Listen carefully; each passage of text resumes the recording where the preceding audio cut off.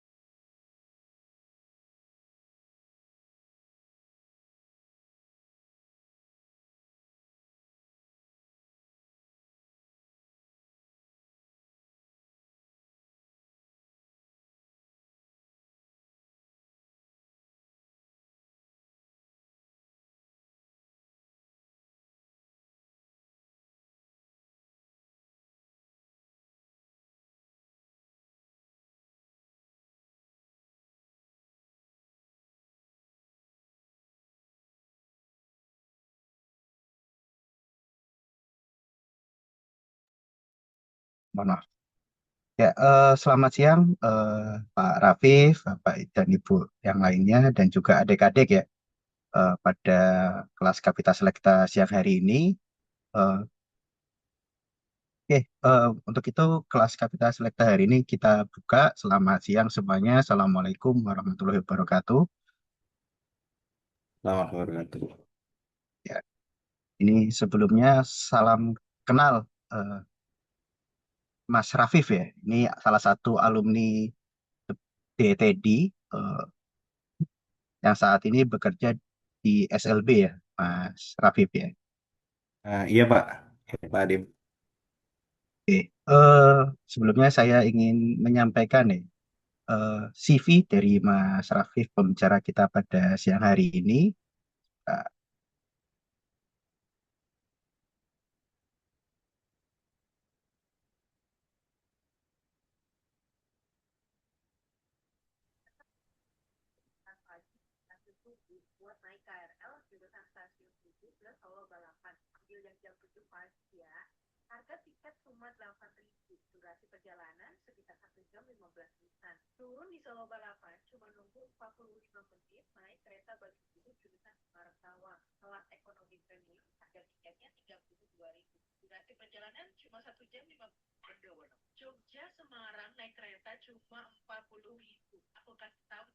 Ya, pada siang hari ini ya, ini kita kedatangan eh, Mas Rafif Nanda Hastomo atau Pak Rafif ya. Jadi eh, Pak Mas Rafif ini salah satu alumni dari Departemen Teknik Elektro dan Informatika ya, Universitas Gajah Mada, lulus kurang lebih 2 tahun yang lalu, 2023. Nah, Mas Rafif ini punya berbagai macam pengalaman ya, dari talent development, dari International Youth Summit for Renewable Energy tahun 2021, ini berarti saat kuliah ya Pak Rafif ya. Iya Pak. Kemudian menjadi tim di Yacarandra, di Yacaranda GM, ini salah satu tim mobil yang ada di UGM ya. Lalu ini praktek di Indonesia Power, kemudian sempat menjadi Engine Production Division Intern ya di Toyota Indonesia, dan selanjutnya menjadi Well Construction Drilling and Measurement Electrical di SLB dari tahun 2024 sampai saat ini, berarti kurang lebih hampir 2 tahun ini bekerja di SLB. Iya Pak. Nah, pada kesempatan hari ini, monggo Mas Rafif ini bisa dimulai ya, bercerita mungkin ke adik-adik pengalaman ataupun bisa memberi masukan yang membangun ya, sehingga nantinya eh, capacity building di adik-adik ini bisa terbangun seperti itu. Eh, Waktu dan tempat ini saya berikan ya ke Mas Rafif. Silakan Mas Rafif. Assalamualaikum warahmatullahi wabarakatuh semuanya adik-adik Patrick. Sebelumnya terima kasih sudah mengundang saya untuk di mata kuliah Kapita Selekta ini. Terima kasih juga Pak Adim sudah diberi waktu dan tempatnya untuk mengisi acara di Kapita Selekta, kuliah umum Kapita Selekta ini. Ya, sebelumnya saya juga udah pernah presentasi waktu itu ya di acara KMTD kalau nggak salah dengan kira-kira materi kurang lebih sama lah. Jadi mungkin eh, saya sampaikan dulu materi-materinya. Kira-kira apa aja sih kalau di Slambersi ini di role position saya perusahaan trik itu bisa jadi apa aja di dunia oil and gas. Oke. Izin share screen ya, Pak. Ya, silakan.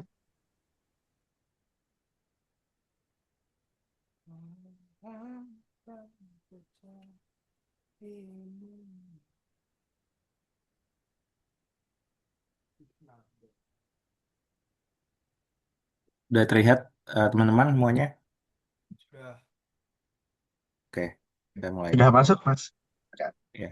Jadi kita mulai. eh, jadi aku ini sekarang sesuai tadi CV itu, aku pertama ikut organisasi sebenarnya dari awal masuk aku udah pernah ikut beberapa organisasi.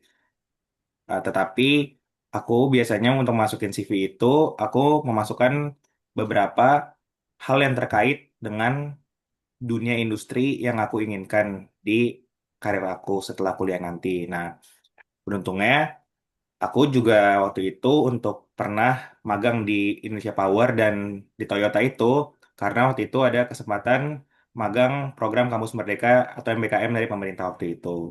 Jadi eh, dari aku sendiri, pertama untuk yang se-inline karena kita jurusan ilmu terapan atau teknik, jadi aku masukin di CV ini adalah pertama ya Ceranda, waktu itu saat COVID, aku di bagian engine division buat eh, mobil etanol waktu itu IT1 kalau nggak salah. Habis itu juga aku paralel aku ikut SRI menjadi talent development. Setelah itu ketika selesai dari acara Anda, aku dapat kesempatan untuk bisa magang di Indonesia Power di PLTU Suralaya selama kurang lebih eh, 6 sampai 7 bulan kalau nggak salah waktu itu. Lagi masa-masa COVID juga. Setelah itu, aku baru lanjut dapat kesempatan lagi di magang di Toyota di bagian Engine Production Division, yaitu aku bagian untuk casting di mesin MR kodenya sebagai maintenance engineer untuk mengimplementasi Lean Six Sigma atau Toyota Way di line production-nya. Setelah itu, baru setelah dari Toyota, aku KKN, hitungannya aku juga setengah tahun telat lulus dari teman-temanku karena aku magangnya agak lebih lama daripada orang rata-rata. Aku KKN, baru setelah itu skripsi dan aku masuk Slambersi. Tapi untuk masuk Slambersi ini, aku sudah daftar ketika waktu itu bulan Maret 2023, yang mana setelah aku selesai magang dari Toyota, aku waktu itu ada kesempatan buat open recruitment yang kampus hiring di UGM, dan kesempatan itu aku ambil dari beberapa seleksi itu. Setelah itu baru aku dipanggil HRD, tapi waktu itu aku belum lulus. Jadi eh, nama aku masih di sana dan aku waktu itu ibaratnya ditungguin untuk asal menyelesaikan studi langsung waktu itu baru ke Slambersi itu sendiri.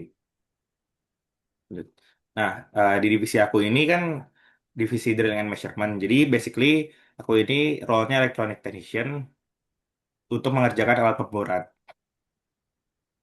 Sedikit cerita, jadi dulu aku pernah ikut mata kuliah lintas disiplin waktu itu ya. Mata kuliah lintas disiplinnya itu aku kebetulan aku ambil tentang yang drilling juga, Panama Data Unit kalau nggak salah. Jadi kira-kira kalau misalnya ada yang pernah ngambil mata kuliah itu, mungkin agak linear mungkin dengan dunia oil and gas atau konstruksi migas ini.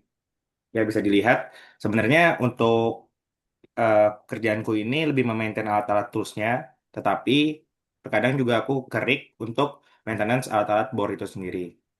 Jadi dari tipe-tipe pemboran ini kita bisa lihat ada namanya short dome drilling, habis itu bor itu bisa melengkung dari sumur bornya dan lain-lain. Kemungkinan mungkin seperti ini. Tapi dari sini yang aku mau titik beratkan adalah eh, dulu di trik ini kan eh, kebanyakan kita belajar ilmu instrumentasi, metrologi, dan ilmu kontrol ya. Di beberapa disiplin itu ilmunya itu sangat dipakai, terutama dalam ilmu pengukuran dan ilmu logging. Nah, dari yang aku bisa jelaskan sendiri, ketika misalnya kita membor sumur, bor itu sebenarnya ada istilah seperti GPS-nya gitu. Jadi kita tahu arah dan inklinasinya gimana bor itu jalan. Dari situ juga alatnya itu namanya MWD dan kita menggunakan survei statis biar agar tahu kita di koordinat mana. Jadi yang aku kerjakan di sini adalah namanya MWD, itu measurement while drilling. Jadi secara awamnya, ketika kita misalnya melakukan pemboran, kita bisa tahu arah, inklinasi, azimut, dan depth segala macam itu di parameter-parameter di surface-nya. Tetapi yang berkaitan tentang ilmu elektronika atau instrumentasi itu adalah basically kita memput sensor di dekat bornya, bisa kita lihat di sini. Di depan ini ada mata bornya, ada stabilizer, di sini ada motor, tapi motor ini bukan listrik, tapi mat motor digerakkan oleh lumpur, dan MWD ini adalah smart tool-nya yang untuk ibaratnya GPS-nya ketika kita melakukan pemboran agar kita tahu arah dan inklinasi pemboran itu sendiri untuk menemukan sumber minyak. Nah, alat-alat yang dipakai apa saja kira-kira? Ya ada akselerometer, magnetometer, dan eh, ada telemetrinya. Di sini kita menggunakan lumpur. Sebenarnya menarik ini untuk dibahas. Dan untuk power sectionnya itu sebenarnya simpel saja kayak generator biasa, tapi digerakkannya oleh lumpur juga. Di dalam ilmu drilling and measurement ini sebenarnya untuk kita mengetahui apa saja formasi yang di bawah, kita bisa melakukan namanya survei dengan MWD untuk tahu di mana direction, inclination, dan azimutnya. Kita juga bisa tahu bagaimana pressure di bawah untuk memitigasi agar sumur itu tidak blow up ketika misalnya lagi drilling atau while drilling. Dan MWD ini akan juga bisa menyampaikan data yang telah terakuisisi di bawah dengan telemetri mud pulse atau elektromagnetik. Di sisi lain, ketika misalnya kita melakukan pemboran, kita juga bisa melakukan logging while drilling, yaitu agar tahu ketika misalnya kita sedang lakukan pemboran, di situ apakah ada minyak atau tidak, atau bisa dibilang interspot. Selain itu, logging while drilling ini menyampaikan datanya ke MWD atau measurement while drilling. Setelah itu baru diakuisisi data-datanya itu di surface di atas. Nah, dari LWD ini kita bisa melihat apakah di situ ada minyak atau tidak. Kita juga bisa melihat apakah di bagian itu ada sesuatu interest atau batuan khusus yang bisa menimbulkan atau berpotensi ada minyak atau gas itu sendiri. Atau mungkin no interest zone sama sekali. Nah, selanjutnya, ketika aku bekerja di selam bersih selama kurang lebih ya mau 2 tahun lah, 1,5 tahun, yang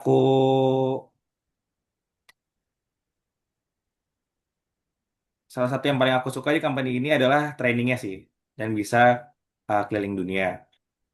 Bisa dilihat beberapa hal, aku udah training kira-kira 3 kali, 4 kali ya.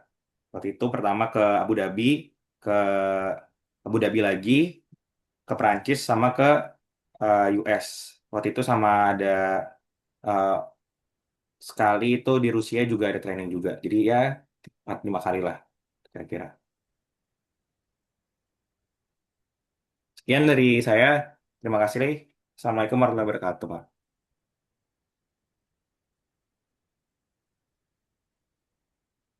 Wah, ini kuliah tersingkat. Cus, setengah jam. Bading.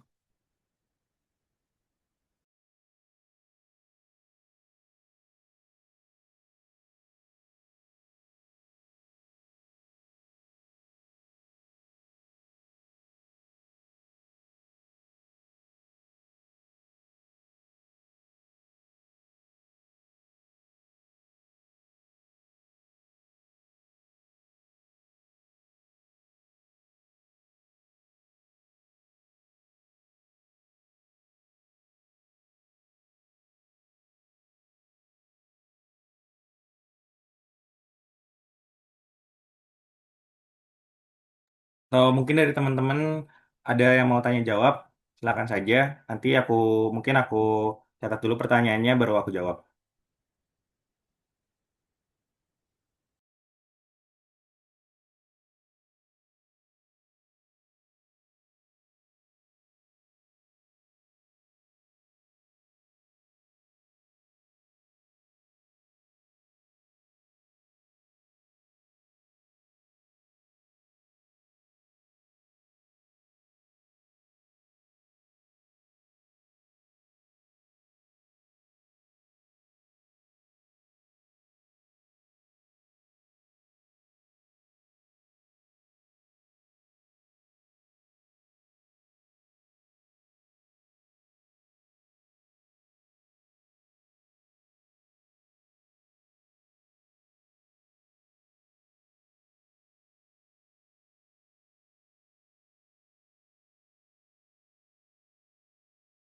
Oke, terima kasih Mas Rafif. Mohon maaf tadi saya keputus ini sinyalnya. Iya, Pak. Selanjutnya ada sesi tanya jawab atau gimana, Pak? Oke, boleh sesi tanya jawab ini dari adik-adik ini silakan. Jika ada pertanyaan ya ke Mas Rafif ini. Eh, ya, jadi Mas Rafif ini lulus langsung bekerja di perusahaan multinasional ya, di Mas Rafif ya. Ya. Iya. Oh ini ada pertanyaan Mas Rafif dari kolom chat. Izin dari Mas Nayaka Sandia Kesuma dari TNIK. Ini bertanya, apa saja parameter utama yang diukur dalam survei MWD dan mengapa pengukuran ini penting selama operasi pengeboran? Wah, ini Oke. cukup teknis ini. Jadi secara awam Mas, mungkin aku jelasin ya, Sandi. Kita, kita kan kalau misalnya aku bilang aku kuliah di TEDI UGM, posisinya di map itu udah ada kan ya, TEDI UGM di Google Maps misalnya kita kita asumsiin. Kita udah tahu di TEDI UGM itu di jalan X dan posisinya di mana. Itu kan secara kita bahasa manusianya kan.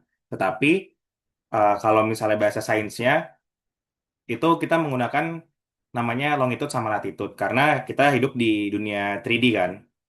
Tetapi kalau di bawah kan juga 3D ketika kita ngebor. Nah, maka dari itu kita juga harus tahu di mana latitude atau longitude yang kita mau kita bor. Tapi kalau di atas dibilangnya posisi itu longitude sama latitude, tapi kalau di bawah dia dibilangnya azimuth sama inclination. Jadi kita tahu untuk directionnya itu kita mau ngebuat ke arah mana dan sumurnya itu yang udah ditentukan sama oleh geologis, kita bisa merealisasikan sumur dan kita bisa membor sampai namanya TD point-nya itu atau total depth point-nya itu. Kira-kira gitu sih. Jadi kenapa survei MWD ini diperlukan? Ibaratnya kalau misalnya kamu punya mobil atau motor, MWD itu adalah GPS-nya gitu sih.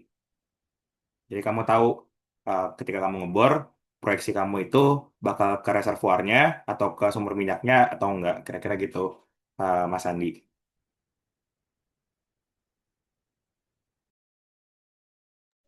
oke, Pak sudah menjawab. Ini Mas siapa namanya?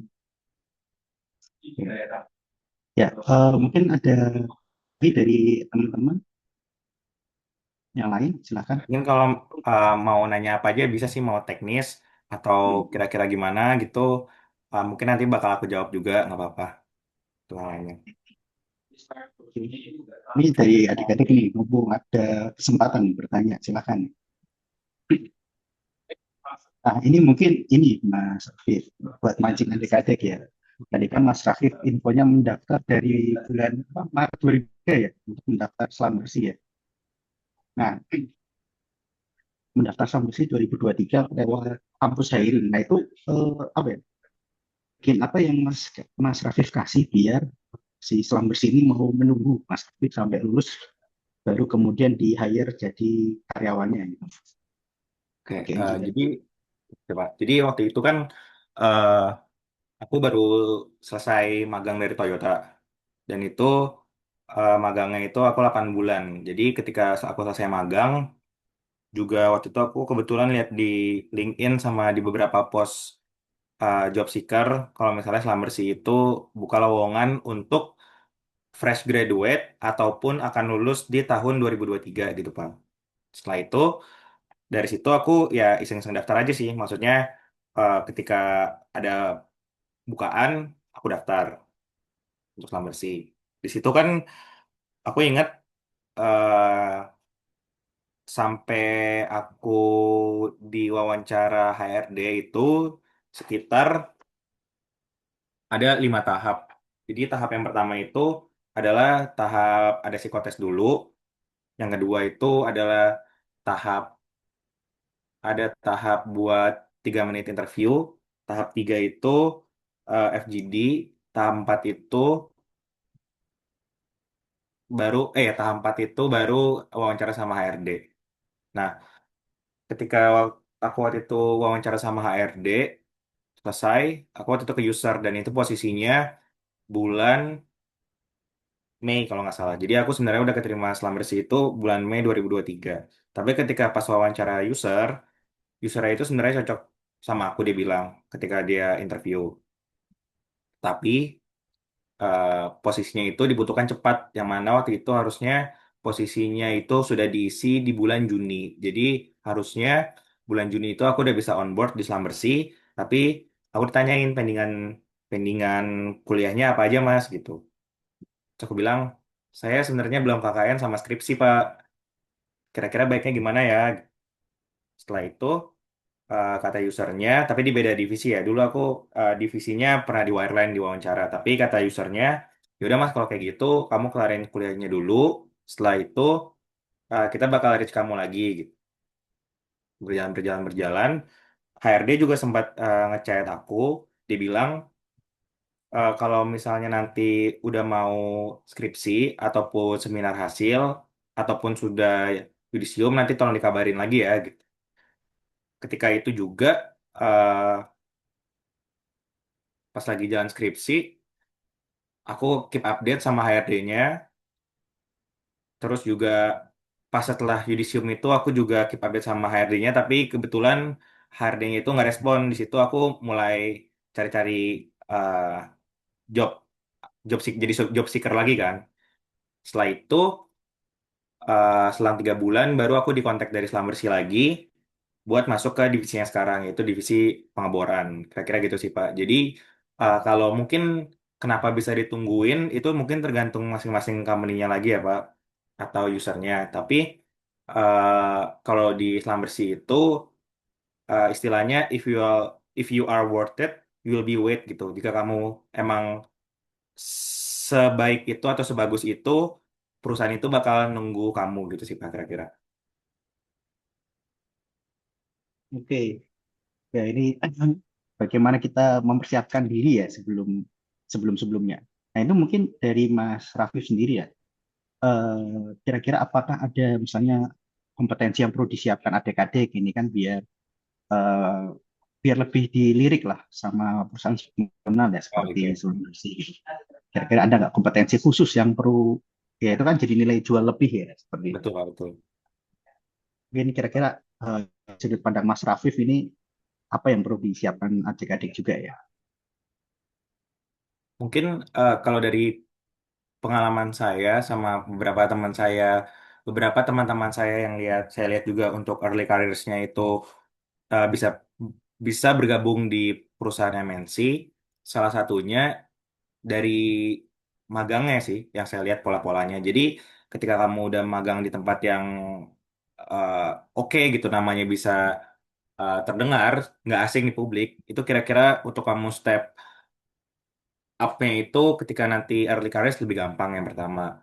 Kedua, mungkin menurut aku buat adik-adik untuk sertifikasi itu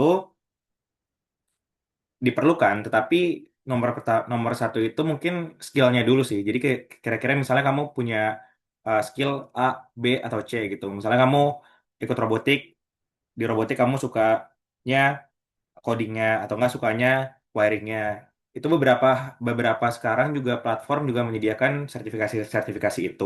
Tapi menurut aku yang paling relevan di dunia kerja ketika kamu early careers adalah tempat magang. Tempat magang yang mungkin bagus atau perusahaannya itu sudah dikenal sama orang banyak, itu bisa nge-level up nanti ketika misalnya kalian mau masuk ke perusahaan multinasional. Yang selanjutnya menurut aku berpengaruh itu juga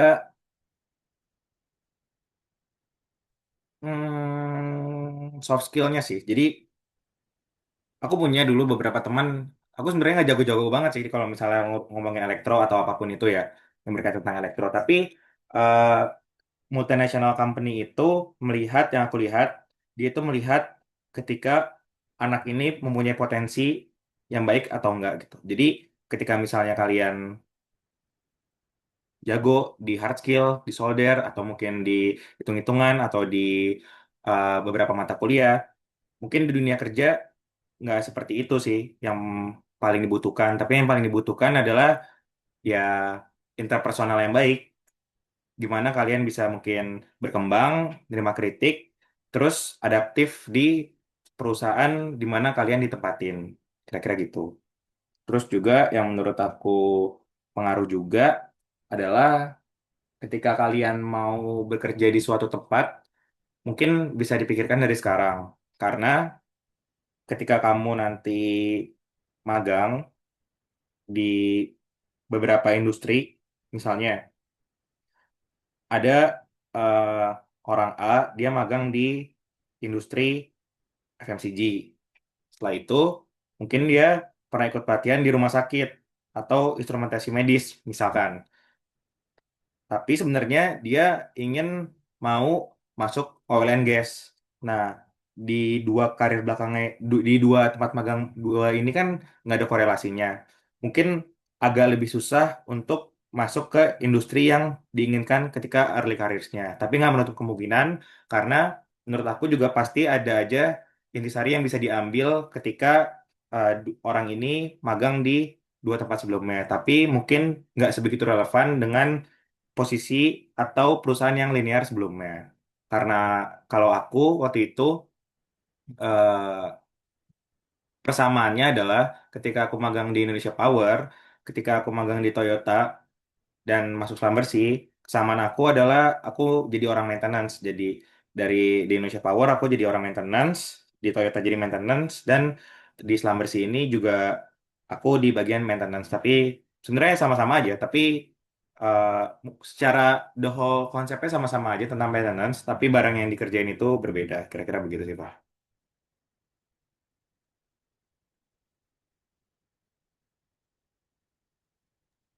Oke, ini dari si banyak Mas Afif ya. Jadi kebetulan juga kan ini teman-teman semuanya kan mau persiapan magang juga ya, kerja praktek Ya. dan juga magang. Jadi katanya juga bisa ya udah mulai bisa menyesuaikan nanti biar karir path-nya itu juga mulus lah seperti Mas Rafif ini kan seperti itu. Makasih loh, Pak. Ya, Tapi sekarang nah magang ini mereka udah nggak ada lagi ya, Pak ya? nggak ada tapi beberapa yang akhirnya magang industri mandiri seperti itu. Oh, ah. Ya, karena kan perubahan pengurus pusat ya, jadi kan ya programnya sudah beda-beda. Ya. Hmm. Jadi ini beberapa adik-adik ya harus nyari magang sendiri dengan di industri-industri yang relevan ya seperti itu. Oke, Pak. Nah, dari teman-teman semua, adik-adik ini ada eh, diskusi lagi dengan Mas Rafif. eh, Diperkenankan ya, ini masih waktunya masih banyak ya. Mungkin ada satu dua pertanyaan lagi, silahkan.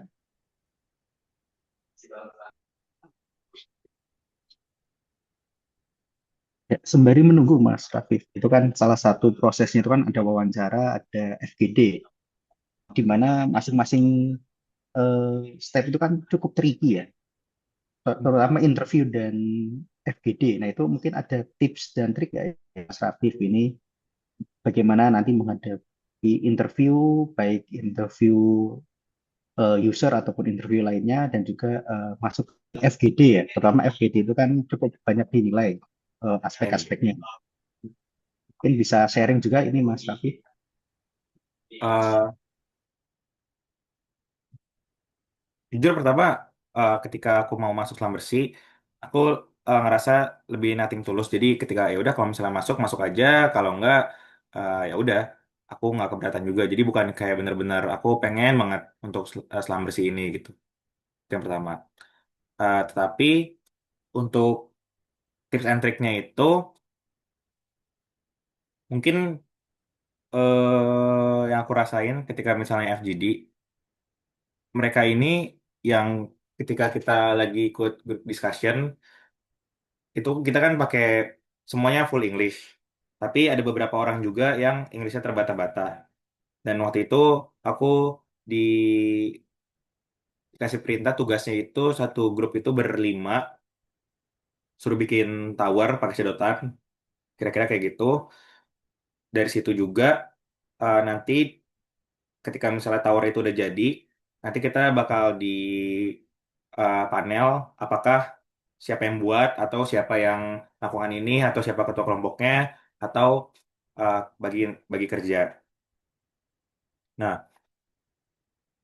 menurut aku tipsnya untuk ngelakuin FGD itu adalah be authentic sih. Jadi mungkin kalau misalnya kita dulu apalagi adik-adik kuliah lagi adik-adik mahasiswa lagi kuliah pasti kan tahu ya lah kalau misalnya kita kerja kelompok mana mana yang ikut-ikutan doang, mana yang kerja beneran, mana yang kerja, mana yang kelompok gitu kan kira-kira.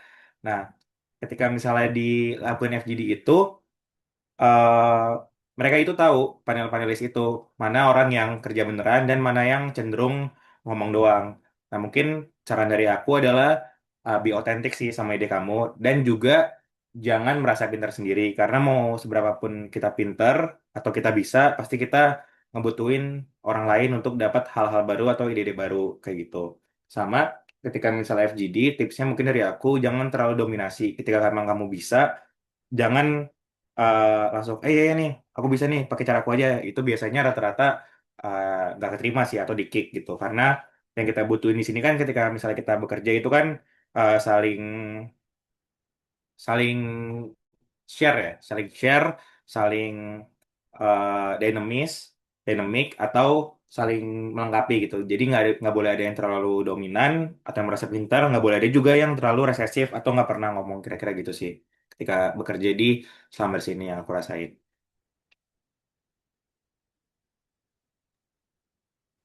Oke, Mas. Wah, ini ada dua pertanyaan ini Mas dari adik-adik loh. Dari Boleh. Mas Hermawan, ini dari TRE. Permisi Mas, izin bertanya untuk dari tahap magang hingga bisa diterima oleh perusahaan, apakah ada saran yang bisa dipaparkan supaya HRD lebih untuk melirik kita sebagai calon pelamar dan juga akhirnya mau meng-hire kita karena mungkin banyak yang akhirnya malah di ghosting. Nah, ini gimana Mas? Biar memanfaat lebih menarik ini. Jadi waktu itu aku pernah nanya pas saat selesai magang dari Toyota sama HRD-nya yang hire aku. Aku tanya total pelamar magang Toyota itu berapa waktu itu di kampus Merdeka. HRD bilang sekitar 12.000 pelamar. Tapi yang diterima itu adalah 55 orang. Nah, aku nanya gimana caranya ibu bisa mengseleksi atau mengsortir semua CV-CV itu gitu. Nomor satu, pasti universitas. IPK dulu. Waktu itu IPK dulu. Habis itu universitas. Ketiga, keyword yang sesuai sama posisi yang dilamar. Jadi misalnya hmm, Mas Aditya. Misalnya Mas Aditya mau daftar sebagai technician gitu. Nah, misalnya electronic technician.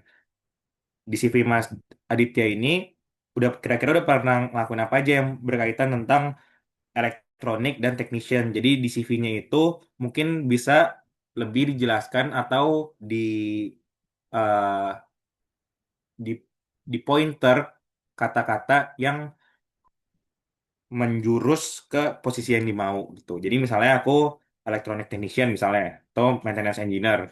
Nah, pasti aku di situ bakal memperbanyak kata-kata maintaining atau sustaining atau do preventif. Jadi kata-kata itu sebenarnya yang dilirik oleh HRD rata-rata. Nah, kalau untuk masalah di ghosting atau enggak, itu mungkin kalau sepengalaman aku, kalau perusahaan-perusahaan lokal mungkin seperti itu. Tapi kalau misalnya perusahaan-perusahaan multinasional, pasti kadang-kadang, tapi nggak semuanya ya, tapi kebanyakan pasti ada feedbacknya, kira-kira begitu. Nah, selanjutnya, eh apa ini? Izin bertanya, Mas. Oke, selam bersih sendiri itu biasanya ngumumin lowongan pekerjaan itu biasanya ada di LinkedIn sih, atau enggak mungkin kalau misalnya di IG itu kayak misalnya di Disna Kerja atau di akun-akun lain biasanya ada announcement setiap di awal kuartal. Kuartal ini maksud itu biasanya bulan Februari, bulan Maret, Maret atau April, April biasanya April, bulan Agustus sama bulan eh Oktober, ya Oktober, September atau Oktober. Biasanya di awal-awal kuartal, di mana Januari, di Maret, April, Juli, ya Juli, habis September. Kira-kira di awal-awal kuartal.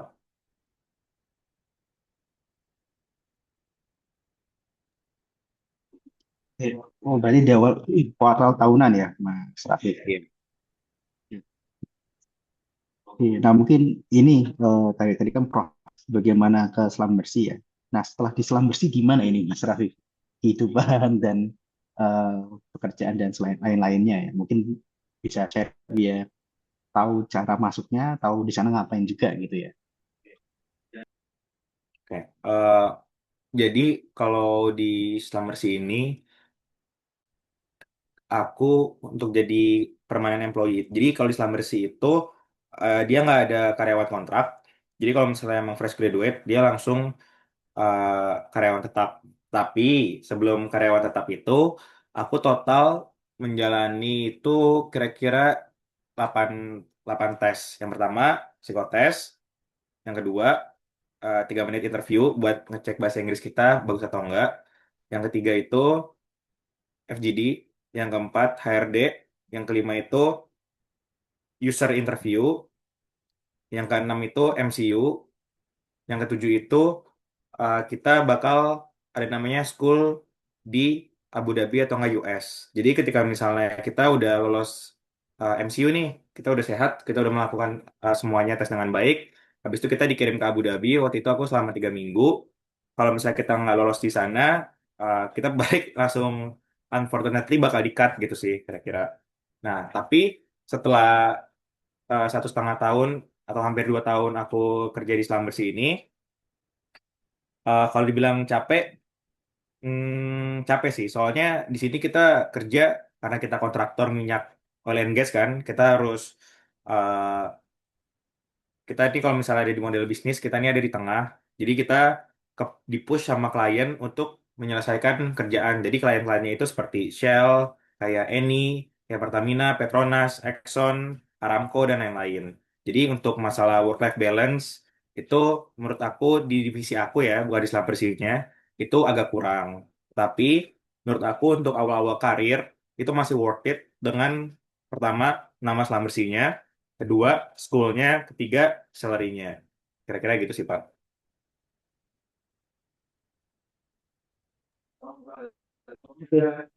Makasih Mas Rafif ya. Jadi ada enak-enaknya, ada yang ya capek-capeknya juga ya Mas ya. Oke, mungkin dari ini teman-teman ada mau diskusi lagi, silahkan. Ini masih kita kasih kesempatan satu dua pertanyaan lagi. Mungkin bisa langsung resen atau mic aja ya, nggak apa-apa.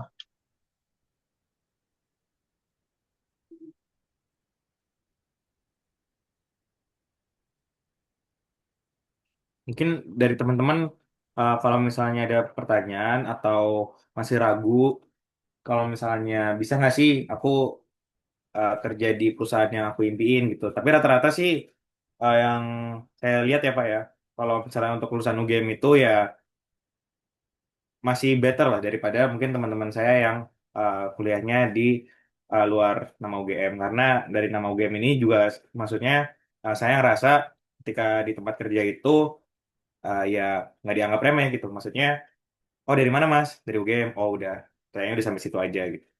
Kira-kira kayak gitu. Oke, siap.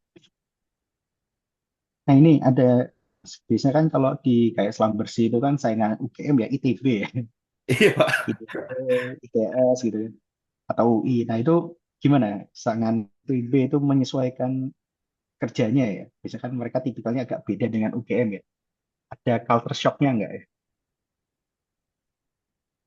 Sebenarnya kalau misalnya saya lihat, kalau di Islam Bersih ini ya, sebenarnya cara kerjanya tuh ITB banget sih Pak menurut saya. Makanya saya dari pertama-tama pas masuk sini tuh, apalagi kan saya di UGM ya Pak, maksudnya juga hampir lima tahun lah saya di Jogja yang slow living gitu. Jadi pas pertama masuk bener-bener ke-push banget. Tapi ya maksudnya untuk 2-3 bulan sih ada adjustment ya, tapi masih bisa lah di adjust. Tapi untuk kalau misalnya antara UI, UGM, ITB itu di Islam Bersih itu eh, lebih nggak ada barrier aja sih Pak.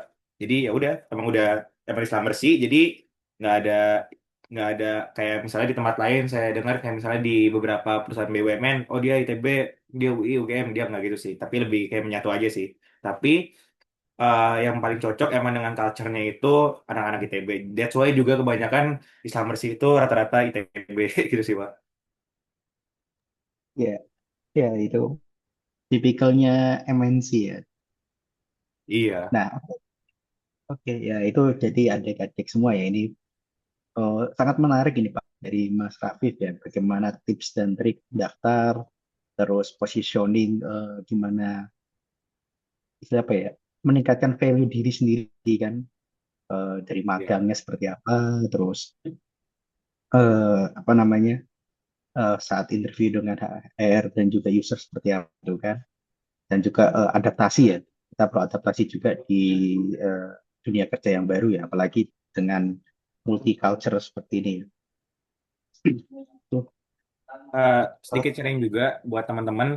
Yang aku suka juga di Islam Bersih ini adalah ketika misalnya kita tiap kuartal atau tiap tahun, tiap semester sih biasanya. Itu pasti di divisi aku ini dapat training ke luar negeri atau berkesempatan juga kerja di luar negeri atau istilahnya loan. Jadi kita didinasin ke negara overseas, lalu kita kerja di sana dan kita dapat experience. Nah, menurut aku uh, unggulnya Islam Bersih itu adalah dia itu agile untuk menempatin orang-orangnya di seluruh dunia. Jadi nggak jadi besar ada kemungkinan juga kalau misalnya aku kerja di sini misalnya 2 atau 3 tahun, aku ditransfer ke suatu lokasi lain atau negara lain. Eh, Serunya itu adalah ketika misalnya kita ketemu orang luar atau bule-bule dari berbagai negara, justru mereka itu saling respect sama kita dan kita tuh bisa tukar budaya atau mungkin perspektif lain dari uh, orang-orang dari negara lain. Jadi kita tahu, oh ternyata di negara ini tuh pola pikirnya begini ya, atau oh di negara ini tuh kira-kira cara kerjanya gini. Jadi kita bisa mungkin memahami orang-orang lain dari uh, negara asing gitu sih Pak. Kira-kira. wow, menarik ya bisa keliling dunia Mas Rafif ini ya. Oke, oke, mungkin terakhir ini dari adik-adik masih ada mau mau diskusikan? Ini kalau tidak ada, ini saya serahkan ke Mas Rafif ya untuk closing statement ya, memberikan wejangan ke kita semua seperti itu. Silakan Mas Rafif untuk closing. Sebelumnya ini ada yang mau nanya lagi nggak? Yuk, nggak usah malu-malu, nggak apa-apa. Masih malam, pada malam-malam sih apa ini apa ya? Iya. Buatnya. Atau mungkin ini Mas Rafif nanti apakah mungkin ya adik-adik ini bisa mungkin ke praktek kerja atau magang di si ya. Jadi mungkin bisa Oh, tanya-tanya caranya lewat Mas Rafif juga mungkin. nah tuh Pak, Wah, ini setel ada range gaji Mas. Ya. iya. Jadi sebenarnya dulu kan aku eh, mikir ya, wah orang-orang oil and gas ini barangnya branded, abis itu bisa jalan-jalan ke luar negeri mulu, pasti gajinya banyak atau mungkin eh, nggak berseri lah gitu. Sebenarnya sebelum aku jawab range gajinya, sebenarnya mungkin sekarang ini industri oil and gas itu udah nggak seseksi dulu, karena semuanya ini lagi towards ke renewable. Nah, yang menurut aku seksi sekarang itu adalah mungkin AI atau semiconductor. Nah, untuk masalah gaji aku atau gaji fresh graduate, untuk basicnya sendiri sebenarnya sekitar sama-sama kayak perusahaan lain, 7 atau 8 juta. Tetapi ketika misalnya kita dinas, ketika misalnya ada overtime, itu pasti tembus 2 digit untuk awal karir. Belum lagi ada bonus tahunan, bonus per kuartal, ada ketika misalnya kita dinas, kita dapat uang harian, itu lumayan juga buat jajan ya kan, atau misalnya kita kerik atau kita lagi ke lapangan itu dapat uang juga, dan itu ya bisa tembus-tembus 2 digit lah itu, pasti tembus 2 digit. Kira-kira segitu sih, eh, Mas Hans. Satu lagi, software apa saja yang sudah Mas pelajari dan kenal dalam bidang yang di-apply. Oke, jadi eh, ketika misalnya aku ngebor atau mempersiapkan alat bor, itu Slambersih sudah punya program sendiri namanya Maxwell. Maxwell itu basically operating sistemnya survei system yang untuk mengetahui di atas di permukaan kita udah tahu nih tulis sampai mana, dan itu basically sebenarnya Windows Enterprise yang di custom. Jadi untuk sebenarnya software-software ini eh, banyak software yang ada di spesifik toolnya itu sendiri. Jadi software utamanya itu adalah spesifikasi per toolnya. Jadi software MWD sendiri, software LWD sendiri, nanti software tool apa itu sendiri, tool yang lain juga sendiri. Jadi yang kita pelajarin atau yang kita training ketika misalnya aku lagi training atau school ke Abu Dhabi atau US ataupun Rusia, itu sebenarnya kita mempelajari alat-alat itu dan kita mendapat sertifikasi bahwa kita bisa mengerjakan tool tersebut untuk di running di downhole atau di sumur. Kira-kira gitu.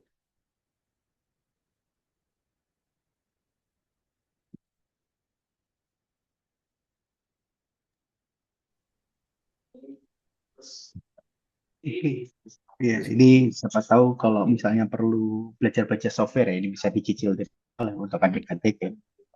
Mungkin ada pertanyaan lagi atau ada tambahan dari Mas Rafif ini? Silakan. Ini waktunya udah habis atau belum ya, Pak? Kira-kira. Sih banyak Mas. Oh, sudah. Sampai jam 3 ya, Pak ya? Jam 3 boleh, jam 4 boleh. Eh, apa ya? Dulu tuh yang aku pengen sebenarnya ketika sedikit cerita ya. Jadi aku sebenarnya pengen itu karena pengen selam bersih karena ya satu katanya gajinya gede, satu itu. Kedua, kesempatan untuk training itu banyak. Tapi sebenarnya yang pengen aku inginkan banget ketika misalnya aku early careers adalah sebenarnya bisa dapat sertifikasi lebih ataupun aku bisa dapat international exposure keluar, karena goal aku sendiri ya kalau bisa nanti di masa depan aku pengen jadi kayak Pak Adim gitu Pak, pengen bisa jadi dosen gitu. Karena kan saya juga ngerti gitu Pak, jadi kenapa waktu itu Bu siapa ya saya lupa. Terus saya bertanya-tanya tuh, saya kan ikut mata kuliah beliau, saya lupa Bu siapa. Terus dia dulu pernah kerja di Indosat, habis itu beberapa tahun keluar. Terus saya mikir, kok kenapa ya orang udah dapat tempat kerja enak, tapi malah keluar gitu ya Pak. Tapi sekarang ya sedikit-sedikit udah tahu lah jawabannya kenapa gitu loh. Nah maksudnya kalau aku sendiri eh, ketika misalnya di Slambersih ini bisa dapat yang diraih, terus dapat international exposure juga, terus nanti mungkin kalau aku bisa dapat kesempatan bersekolah di luar, alhamdulillah bisa mencari ilmu lebih lanjut. Dan apalagi ketika misalnya nanti eh, ketika di masa yang akan datang mungkin 40-an atau 50-an bisa jadi dosen juga. Karena kan ujung-ujungnya mungkin buat fresh graduate ya masih uang ya Pak yang pertama ya. Tapi maklum sih, soalnya kan baru pertama kerja, baru merasakan uang.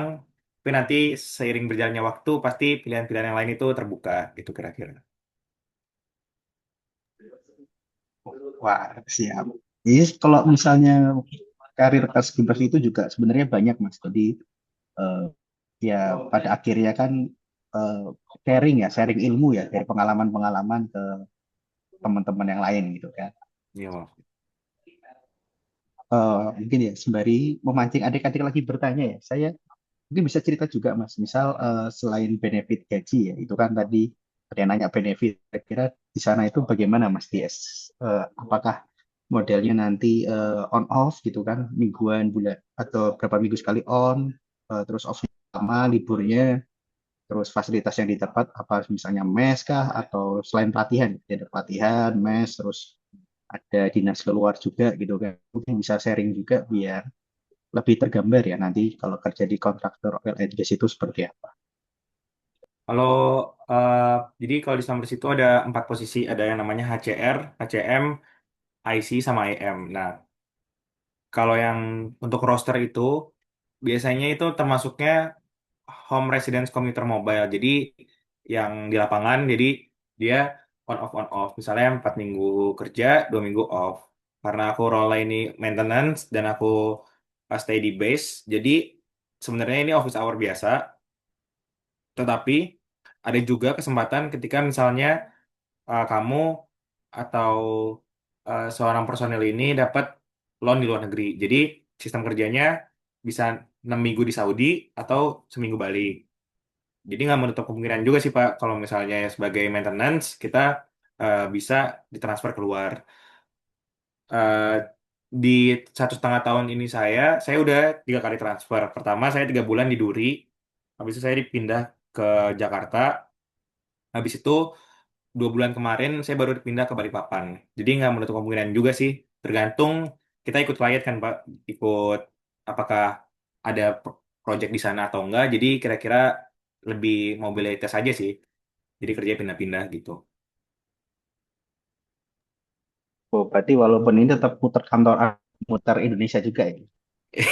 Iya Pak, kira-kira gitu Iya. sih. Iya. Mungkin dari teman-teman silakan kalau masih ada bertanya atau penasaran ya. Ini berarti di Balikpapan ini Mas Raffi. Di Balikpapan ya Pak, plus 1 jam di sini. Iya. Oh, sekarang udah jam 4 4. berarti ya. Mm.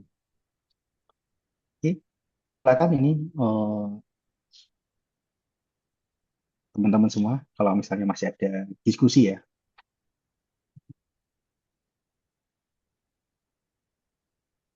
Atau mungkin Mas Rafif mau sharing lagi juga silahkan. Monggo Eh, Mas.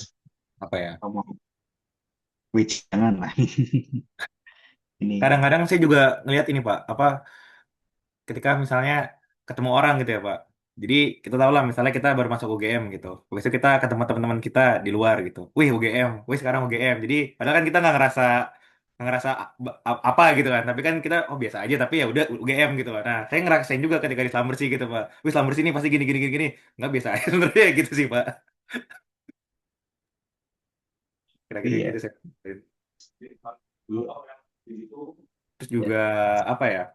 Ketika maksudnya hmm, kalau emang kalian mau nyari ilmu atau international exposure, menurut aku cari MNC kayak Schlumberger atau Halliburton atau Baker Hughes atau mungkin company-company multinasional gede lainnya di Indonesia.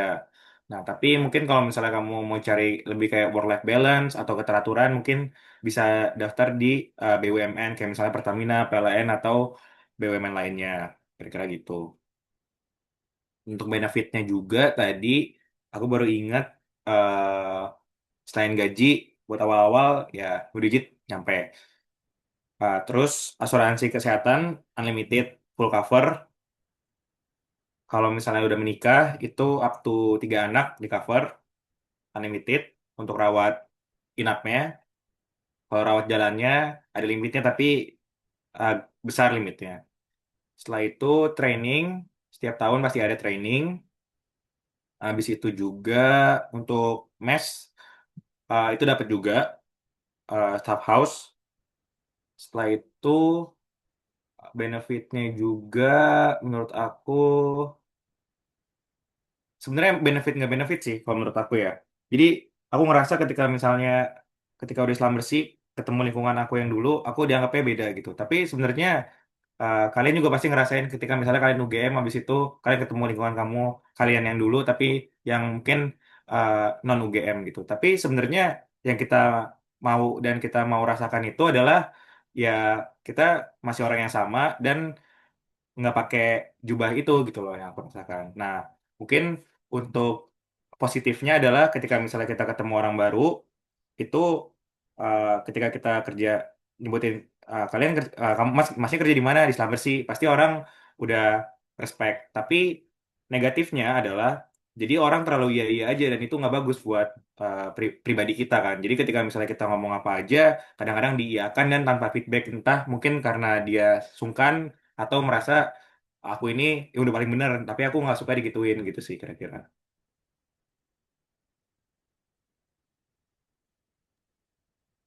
Oke, siap. Ini mungkin adik-adik ya perlu mendengarkan juga ya tadi ya. Jadi bagaimana ya kita memposisikan diri juga nantinya ke depannya. Oke, mungkin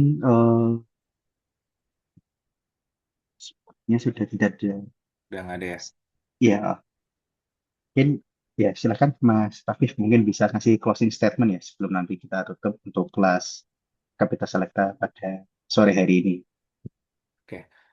eh Waktu aku magang dulu di 2022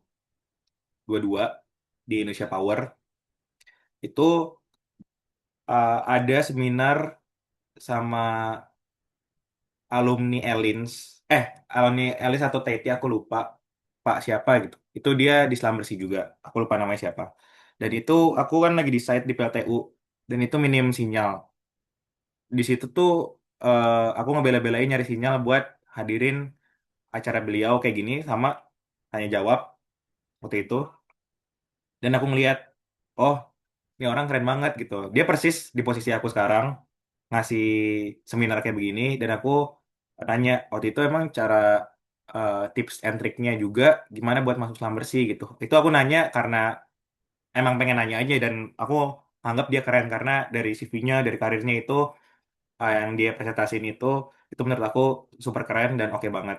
Apalagi ketika misalnya dia menjelaskan bagaimana kerja di Selam Bersih, terus apa aja dia udah laluin di Selam Bersih. Dia itu eh, pas dia presentasi itu tahun 2022 dia bilang udah 18 tahun di Selam Bersih, aku ingat banget. Nah, eh, sekarang aku bisa ngasih kesempatan buat adik-adik semua yang aku bisa kasih adalah jangan putusin suatu mimpi atau apapun itu yang berkaitan tentang harapan kamu bisa kerja di mana atau impian kamu atau cita-cita kamu. Aku juga dulu eh, pas saat itu aku ngeliatin beliau, bapak ini yang di Islam Bersih, dan aku sekarang posisinya sama kayak beliau.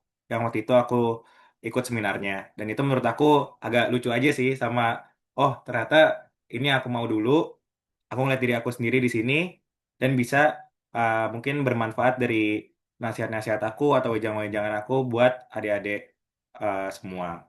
Jadi satu hal dari aku adalah kalau kalian punya mimpi selalu dikejar, dimanifesting, tapi jangan terlalu dikejar ketika mungkin di hidup aku ketika misalnya suatu mimpi itu terlalu dikejar, kadang-kadang malah nggak dapet.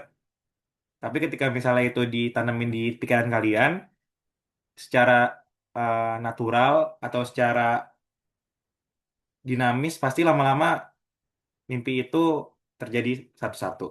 Kira-kira gitu sih. Ya, siap. Makasih Mas Rafif. Mungkin Mas Ahmad Yuniarto ya itu ya alumni UGM Selam Bersih Kenapa, dulu Pak? itu ya. Pak Ahmad Yuniarto bukan ya? Mungkin.